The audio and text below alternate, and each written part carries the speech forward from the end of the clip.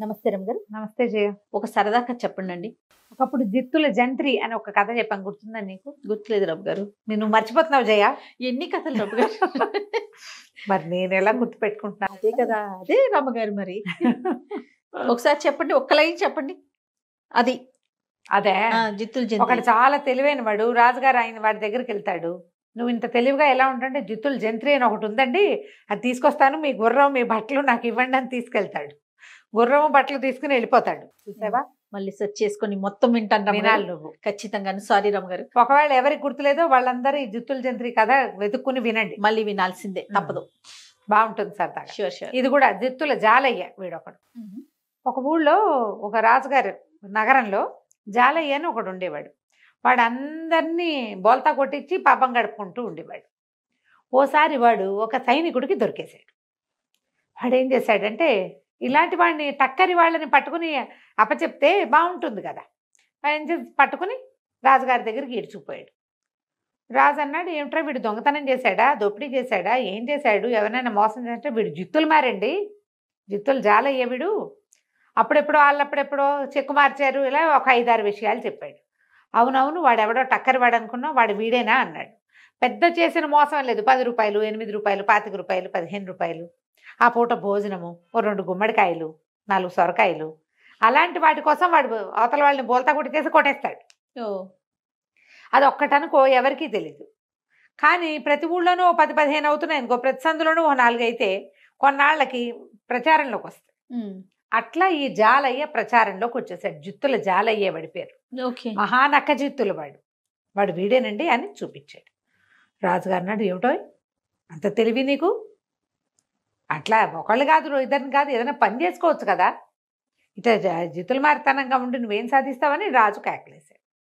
వాడు అన్నాడు, ఏదో ఒక దాన్ని పెట్టుబడి పెట్టుకుని బతకాలి కదా బాబయ్య, నా తెలివిని పెట్టుబడి పెట్టుకుంటున్నాను నేను అనేసరికాలు రాజు అన్నాడు, అవును నువ్వు చేసినవి చాలా నాకు ఇంట్రెస్టింగ్గా అనిపించాయి, సరే ఇప్పుడు ఏమిటంటావు చెప్పు, జైల్లోకి వెళ్తావా, శిక్ష ఇంకేదైనా కొరడా దెబ్బలు అవి తింటావా అనేసరికాలు, వీడు బాబు జైల్లో ఉంటే నాకు తిండండి, మా ఇంట్లో తిండి అది కుదరదు, దెబ్బలు తినడానికి నేనంతా సత్తా ఉన్నవాడిని అయితే కష్టపడి పని చేసుకునేవాడిని కదా, ఇటా కాదండి, ఇంకో మార్గం చెప్పండి అన్నాడు. రాజు అన్నాడు, సరే నీ తెలివితేటలు పరీక్షిస్తా, నీకు ఒట్టి నక్కజిత్తులేనా, అందులో నిజంగా తెలివి ఉందా చూస్తాను, 3 పరీక్షలు పెడతా, 3 పరీక్షల్లో నువ్వు పాస్ అయితే నీకేదైనా ఒక సందో రోడ్డో రాసిస్తా, అక్కడ సంపాదించుకుని బతుకుదు కానీ ఈ జిత్తులు మాత్రం నువ్వు మానేయాలి అంటే వాడు ఒప్పుకున్నాడు. ఒప్పుకుంటే ఈయన ఏం చేశాడు, ఆ జాలయ్యను వెంబడి పెట్టుకుని మేడ మీదకి తీసుకుపోయాడు. దూరంగా ఒక రైతు పొలం దున్నుతుంటే నేను అన్నాడు, ఆ రైతు, నేను రోజు సాయంకాలం పూట 3 గంటల వేళ నిద్ర వస్తుందని పడుకోకుండా ఇక్కడ వచ్చి నుంచుంటా, వీడు రోజు దున్నుతో కనబడుతున్నాడు, చూస్తూ ఉంటా నేను, ఆ పొలం వాడిది, దున్నుతాడు, ఏదో చేస్తాడు, కొన్ని రోజులు గాయపిస్తాడు, మళ్ళీ ఏవో నీళ్లు పెడుతుంటాడు, వాడు ఒక్కడే పని చేసుకుంటాడు. ఓకే, పనే వాడికి, ఇంకో రెండోది లేదు. నువ్వు వాడికి తెలియకుండా వాడిని మోసం చేసి వాడి ఎద్దులు 2 కొట్టేయాలి, నువ్వు దొంగతనం జరిగినట్టు వాడికి అర్థం కాకూడదు, నువ్వేం చేస్తావో చేయమన్నాడు. ఆయన సర్కల్ సరేనని ఒప్పుకున్నాడు. వెళ్ళాడు. వెళ్తే అసలు ఆ రైతు తలకాయ తిప్పడు, ఎవరికేసి చూడ్డు, మాట్లాడు, నవ్వడు, పని తెప్పిస్తే రెండోది చేయడు. వీడేం చేశాడు, జాలయ్యకి మంచి కంటెంట్, భలే స్వీట్గా పాడేవాడు. అయితే ఏమైంది, ఆ పక్క పొలంలో చెట్ల చాటును కూర్చుని సన్నగా పాడడం మొదలుపెట్టాడు. ఈ పని చేసే వాళ్ళకి ఓ చిన్న పాట అవి వినపడితే ఆసక్తికరంగా ఉంటుంది. ఆయన నిశ్శబ్దంగా ఉన్నాడు కదా, పాట మధురంగా వినపడుతుంటే కాస్త తాదాత్మ్యం వచ్చింది అందులోకి, పరవశించిపోయాడు ఆయన, ఎంత బాగా పాడుతున్నారు అని చెప్పి. అది దాని మీద ఉన్నాయి కదా, ఈ మన తవ్వే దాని మీద ఏమంటారు దాన్ని, నాగల మీద ఉన్నాయి గొడ్లు ఎడ్లు, వాటిని వదిలిపెట్టి ఆ పాట వస్తున్న వైపుకి వెళ్ళాడు. ఎవరో ఉన్నారు, మనిషి ఎవరో చూద్దాము అని చెప్పి అటు వెళ్ళేసరికల్లా వీడేం చేశాడు, చెక్కమని ఇటు వచ్చేసాడు. అతను ఆ చెట్ల పొదల్లోకి వెళ్ళాడు. వీడి రాగానే వీడి దగ్గర ఓ చిన్న ఇంత రంపం లాంటిది ఉంది. గబగబా ఈ ఎడ్ల దగ్గర నిలబడి కొమ్ములు కోసేసాడు, ఎడ్లవి తోక కూడా కత్తిరించేశాడు. ఆ కొమ్ముకు వస్తే నొప్పి రాదు వాటికి, తోక కత్తిరించినా కూడా ఏదో మూలుగుతాయి కానీ పెద్ద సౌండ్ రాదు. గబగబా వాటిని ఏం చేశాడు, నాగల నుంచి ఊడదీసేసాడు. ముందు నిలబడి ఉన్నాయి, కోసేశాడు కొమ్ములు. ఆ కొమ్ముల్ని పక్కగా ఒక చోట కాస్త బురదగా ఉన్న చోట పాతి పెట్టాడు. తోక కూడా కనపడేలాగా పెట్టాడు. ముందు కొమ్ములు కొంచెం దూరంగా తోక. అది ఎట్టా కనపడుతుందంటే ఒక ఎద్దు ఆ బురదలో దిగబడిపోయినట్టు కనపడేలాగా పెట్టేశాడు. ఓహో పెట్టేసేసి ఈ 2 ఎడ్లని 2 చరుపులు తెచ్చి తోలేశాడు అడవిలోకి. పక్క పొలాల్లోకి తోలేసేసారు కల్లా. ఆల్రెడీ తోక కత్తిరించబడి ఉంది కదా, ఓకే, బాధగా ఉంది బయటికి. పారిపోయే ఛాన్స్ వచ్చింది, అవకాశాన్ని అవకాశం వెళ్ళిపోయింది. ఈ పాటగాడి కోసం అటు ఇటు తిరిగిన రైతు వచ్చే లోపల ఈ క్రియ చేసేసి మళ్ళీ ఇంకో పక్కకి వెళ్ళి నుంచున్నాడు. ఈ రైతు వచ్చాడు దగ్గరికి. చూస్తే ఏముంది, నాగలేమో ఊడదీసింది, ఎడ్లేమో లేవు. అయ్యో ఊడ తీసుకుని పోయినాయా, ఏ పక్కకు పోయినాయని అటు ఇటు చూస్తే పక్కన బురద గుంటలాగా ఉంది. ముందున్నదే వాళ్ళకి తెలుసు. మామూలుగా ఎడ్లు అవి వట్టల్లోకి దిగవు, చక్కగా సాఫీగా నడిచొస్తాయి. అవును. తను ఆశ్చర్యపోయి వెతుక్కుంటుంటే మన ఈ జుత్తులు జాల ఉన్నాడు కదా, వాడు అప్పుడే వస్తున్నట్టుగా మొహం పెట్టి, ఏంటన్నా వెతుకుతున్నావు అన్నాడు. నా గొడ్లు కనపడలేదు తమ్ముడు, ఇందాక ఇక్కడే ఉండాలి 2 ఎడ్లు, పొలం దున్నుతూ ఉన్నాను, ఎటుపోయినాయో ఏమిటో అంటే తను అన్నాడు, అదేంటి భూమిలోంచి వచ్చినట్టు కనపడుతున్నాయి, దిగబడిపోయినాయేమో చూడు అన్నాడు. వీడు పోయి కొమ్ములు పుచ్చుకుని లాగేసరికి కొమ్ములు ఊడి చేతిలోకి వచ్చాయి. పైన పాతి పెట్టినవి రావు, తోక పుచ్చుకుంటే తోక వచ్చేసింది. నిర్ఘాంతి పోయి అయ్యో లోపల కూరుకుపోయి కొమ్ములు ఊడిపోయినాయి నా ఎడ్లకి, ఇంకేం చేస్తాను, నా పొలం పని అంతా పాడైపోయిందని ఆ రైతు వెళ్ళిపోయాడు. దొంగతనం జరిగిందేమోనన్న ఊహ కూడా రాలా అతనికి. బురదలో దిగడిపోయినాయి అంతే అనుకున్నాడు పాపం. ఇంకేం చేస్తాడు, వెళ్ళిపోయాడు. ఆ మేడ మీద నిలబడి రాజుగారు ఇదంతా చూస్తూనే ఉన్నాడు. ఓరి వీడి తెలివి, వీడి దుంపదేగా అనుకుని, మన వల్ల కదా ఈ పరీక్ష అయ్యింది, అరే రైతుకి ఒక జత ఎడ్లు తోలండిరా అని చెప్పి ఓ జత ఎడ్లను తోలిచ్చాడు. కొన్నాళ్ళకి వాడి ఎడ్లు వాడికి దొరుకుతాయి. ఈ లోపల రాజుగారి వల్ల వాడు నష్టపోకూడదు కదా. సరే ఏం చేశాడు, బాగానే ఉంది. మళ్ళీ రాజుగారి దగ్గరికి వచ్చాడు.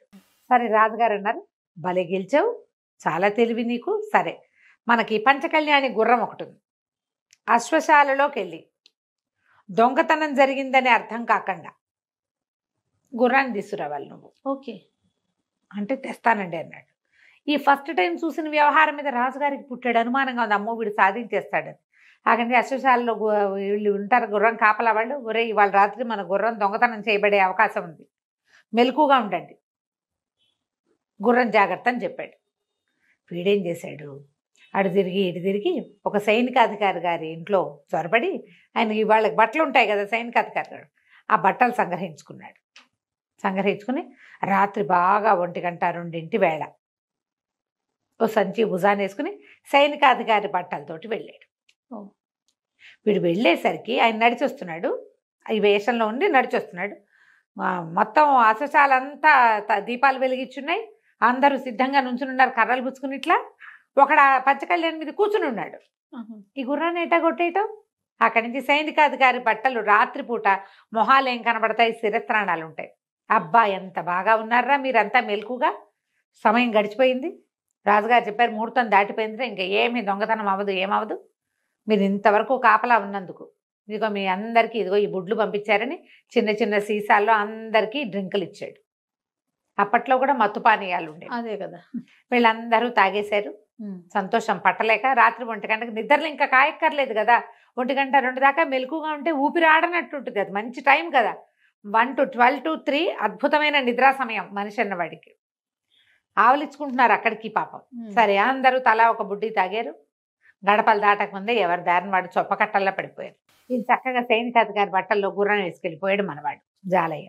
వేసుకెళ్ళిపోయి తెల్లవారు దాకా అక్కడ ఇక్కడ తిరిగి తెల్లవారేసరికల్లా రాజుగారి దగ్గరికి తీసుకొచ్చేసరికల్లా ఈ అశ్వశాలకు కబురు చేస్తే ఆ రాత్రి దొంగతనం అవదని ఇంకేం అవదని చెప్పేశారు సైనికాధికారి వచ్చి. అందుకని మేమందరం పడుకున్నామన్నారు. గుర్రం ఎక్కడుంది, రాజుగారి ముందు నుంచి. ఆశ్చర్యపోయాడు, పొరని ఇది కూడా బాగా చేశాడే, వీడికి ఆ సమయానికి ఏం చెయ్యాలో తెలుసు, టక్కరివాడు. సరే ఓకే, 3వ పరీక్ష పెడుతున్నాను నీకు, రాణిగారి వేలు ఉంగరం కొట్టేయాలి నువ్వు. రాణిగారి వేలు ఉంగరం అంటే ఏమిటి, అంతఃపురంలోకి వెళ్ళి ఆవిడ ఉంగరం పుచ్చుకుంటే ఆవిడ ఊరుకుంటుంది, అదే కదా, అరిచి గోల్ చేయదు, ఉంగరం పట్టుకో నీ ఇష్టం, ఆ తర్వాత నేను నేనేమి అన్నాడు. అన్నాక సరే బాగానే ఉంది. సాయంకాలం చీకటి పడ్డాక ఆ రోజు రాత్రి రాజు రాణి ఇద్దరు మేడ మీద కుర్చీలు వేసుకుని కూర్చున్నారు. కూర్చుంటే చెప్పాడు, ఏమే నీ ఉంగరం జాగ్రత్త, వాడు కొట్టేస్తాడు, వాడు 2 సార్లు ఇలాంటివి చేసేసాడు, మూడోది చేస్తాడంటే ఇద్దరు భార్యాభర్త పక్క పక్కన ఉంటే వాడు ఎట్టా వచ్చి ఆవిడ మీద పడి ఆవిడ ఉంగరం లాక్కోగలుగుతాడు? పైగా మెళ్ళో అయితే ఒక రకం, ఉంగరాలు తీసుకోవాలంటే చెయ్యి ఇవ్వద్దు, ఆవిడ ఎందుకు ఇస్తుంది చెయ్యి? సరే ఇద్దరు చూస్తుంటే రాజుగారికి ఏం కనిపించింది, ఎవరో కింద నుంచి గోడ మీద నుంచి పైకి ఎక్కొస్తున్నట్టుగా కనపడింది. అప్పట్లో ఏం వీధిలో ఎట్లా ఏమిటి ఏమీ లేవుగా, ఏవో కాగడాలు అవి ఇవి వెలిగించుకునేవాళ్ళు. ఈయన ఏం చేశాడు, వంగి చూశాడు. చూస్తే పైకి ఆ కోట బురుజుకి, అంటే ఈయనుండే ప్రాసాదం తాలూకు బురుజుకి ఒక తాడేసింది, కింద నుంచి ఒక వ్యక్తి పైకి వస్తున్నాడు. ఈయన చూస్తూ ఉన్నాడు. ఆ వ్యక్తి దగ్గరకు వచ్చేదాకా వాడు ఇట్లా తాడు పుచ్చుకుని పైకి వస్తున్నట్టు కనపడతాడు. దగ్గర దాకా రాగానే ఈయన ఏం చేశాడు, అక్కడ బరిసెలు లాంటివి ఉంటాయి కదా, బరిసె మొనవైపు తను పట్టుకుని కర్ర వైపుతోటి ఆ మనిషిని ఇట్లా కొట్టాడు. పై మేడ మీద 4వ అంతస్తు మీద నుంచి పడితే ఉంటాడు ఎవడైనా, పడిపోయాడు వాడు. ఆ పడిపోయాడు, ఏదో కెవ్వమన్న కేక దబ్బమన్న మోత వినపడ్డాయి. ఇంకేమిటి, జాలై పడిపోయాడు. వాడు ఇప్పట్లో లేచురాడు. సైనికులు ఎవరో చూసుకుంటారు వాడి సంగతి, వాడేం సచ్చేంబడు, కాళ్ళు చేతులు విరిగిపోయి ఉంటాయి. అక్కడి నుంచి ఈయన అన్నాడు, ఏం పర్వాలేదు వెళ్ళి పడుకుందాం పదన్నాడు. రాజుగారు రాణిగారు వెళ్ళిపోయారు లోపలికి. ఆయన గది వేరు, ఆవిడ గది వేరు. ఆవిడ గదిలో ఆవిడ పడుకుని హంసతులిక తలపం మీద, ఆయన పోయి తన గదిలో పడుకున్నాడు. పడుకున్నాక ఏమైంది, ఇంతకీ అక్కడ ఏం జరిగింది, తాడు పుచ్చుకుని పైకి వస్తున్నారు కదా, జాలయ్య రాల. వాడు ఏం చేశాడంటే ఒక తాడేసి ఒక గడ్డి బొమ్మకి తన చొక్కా పంచ కట్టాడు. ఓహో. ఆ గడ్డి బొమ్మను ఆ తాడుకి కరిపించి కింద నుంచి లాగుతుంటే దూరం నుంచి చూసే వాళ్ళకి ఏం కనబడుతుంది, పైకి వెళ్తున్నట్టు అనిపిస్తుంది. ఆ గడ్డి బొమ్మ కింద పడంగానే వీడు కెవ్వమన్నాడు, మోత ఎట్లాగూ అయింది. వాడు నిజానికి అసలు క్షణాల్లో మేడెక్కేశాడు. పక్క నుంచి మెట్లు ఉన్నాయి ఆ మేడకి. ఇది పడిపోగానే వాడి దారిని వాడు మెట్లెక్కేశాడు. ఈ లోపల రాజు రాణి మాట్లాడుకుని ఎవరి గదుల్లోకి వాళ్ళు వెళ్ళిపోయారు. రాణిగారు అప్పటికే రాత్రి 12 అయింది. ఆవిడకి 9ంటికే పడుకునే అలవాటు. ఆవలింతలు వచ్చేస్తున్నాయి వాకిట గాలి కూర్చునేసరికి. మేడ మీద కూర్చుంది కదా, చల్లగాలికి నిద్ర రాదా, ఆవిడేమో నిద్రలో. ఆవిడ లోపలికి వెళ్ళి కొద్దిగా గొంతు బొంగురుగా చేసి, ఏమే ఇంకా జాలయ్య రాడు, అయినా కూడా ఎందుకైనా మంచిది ఉంగరం నా చేతికి దాచిపెడతా అన్నాడు. ఆవిడ నిద్రలో ఉంగరం తీసి ఆయన చేతికి పెట్టి, అదెవరు, జాలయ్యే. వాడు ఉంగరం వేలికి పెట్టేసుకున్నాడు, చటుక్కుని తప్పుకున్నాడు. ఇంతలో 10 నిమిషాల్లో రాజుగారికి రెండో గదిలో పడుకున్నాడుగా, ఆయనకి ఏమనిపించింది, ఒకవేళ జాలయ్య గాడు కాలు విరిగినా సరే ఏ కర్రో పట్టుకుని పైకి వస్తే అని చెప్పి ఈయన గబగబా లేచి సరభసంగా వెళ్ళాడు అనమాట, చకచక మోతలు చేసుకుంటూ. ఏమండి రాణిగారు, ఆ ఉంగరం నా చేతికి ఇవ్వండి, నేను దాచిపెడతాను, ఆ వాడు వచ్చేస్తాడేమో, వాడు ఒట్టి టక్కరి వెదవా అన్నాడు. ఆవిడ నిద్రలో, ఎన్నిసార్లు ఇస్తాను, ఆల్రెడీ ఇచ్చేసా కదా మీకు అని. అప్పుడు చూశాడు ఆవిడ వేడికి ఉంగరం లేదు. అమ్మ జాలయ్య కొట్టేశావురా అనుకున్నాడు. తెల్లవారేసరికల్లా ఉంగరం పుచ్చుకొచ్చాడు జాలయ్య. ఇదిగోండి మహారాజా అనగానే మహారాజు నాడు, ఎంత తెలివోయి నీకు సానుకూలంగా పని చేసుకోవటం, దాన్ని గొడవ కానివ్వకుండా ఉండటం వచ్చు. సరే ఓ పంచి, ఊరికి ఉత్తరంగా ఉన్న వీధుల్లో ఒక వీధి నీకు ఇస్తున్నాం. ఆ వీధిలో 40-50 ఇళ్ళున్నాయి. ఆ దానికి అనుబంధంగా ఉన్న తోటలు దొడ్లు అన్నీ నీవే. అవి అద్దెకిస్తావో అమ్ముకుంటావో నీ పేరే పెట్టుకుని నువ్వు అక్కడ ఉంటావో ఉండు. అవసరమైనప్పుడు సలహా ఇచ్చే సలహాదారు ఉద్యోగం ఇస్తున్నాను నీకు. నీ చుట్టాలని పక్కాలని అవి ఇదంతా పెట్టుకో, ఉద్యోగం ఉంటుంది, నీకు జీతం ఇస్తాను. మీ వాళ్ళందరినీ ఆ ఇళ్లలో దింపుకో. ఇక మాత్రం నీ జిత్తులు బయట చేయకూడదు. జిత్తులన్నీ రాజ్యానికి రాజుకే ఉపయోగపడాలని చెప్పి ఆ జిత్తులు జాలయ్య వీధి అని ఒక వీధి ఇచ్చి వాడికి ఆ వీధిలో పెట్టి గౌరవంగా ముంచుకున్నాడు. పాతకాలంలో ఇట్లా దొంగల్ని దోపిడీదారులని రాజుగా ఉపయోగపడేలాగా జీతాలు ఇచ్చి ఉంచుకునేవాళ్ళట. ఖలీఫా కథల్లో చూస్తాం మనం ఇట్లా. ఈ మన రాజుల్లో కూడా కొంతమంది చేసేవాళ్ళు. వీళ్ళు తెలివైన వాళ్ళు, వాళ్ళని విశ్వాసపాత్రులుగా చేసి ఉంచుకోవాలి, శిక్షించకండి. అప్పుడు వాళ్ళు తెలివితేటలు రాజ్యానికి ఉపయోగపడతాయి. అది తెలివి కథ కంచికి మనం ఇంటికి. నమస్తే రమ్మగారు. నమస్తే. సుమన్ టీవీలో మీ పర్సనల్ అండ్ బిజినెస్ ప్రమోషన్స్ కోసం కింది నెంబర్కి కాంటాక్ట్ చేయండి.